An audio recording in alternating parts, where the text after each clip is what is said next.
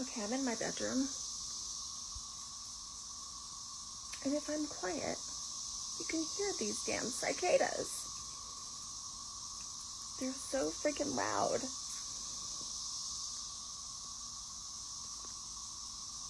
They're loud. I don't know how much longer they're going to be, but whatever. Can't be as bad as the video that I saw yesterday where this lady had a tick stuck to her stomach and she called her husband in to come and get it out with tweezers. She had a fucking tick stuck to her body. Okay, I would rather have cicadas chirping out of my bedroom window like this than having a tick stuck to my body. Just saying. So I should just shut my mouth and stop complaining and enjoy the sound, because I'd rather have this sound than a tick stuck to my body.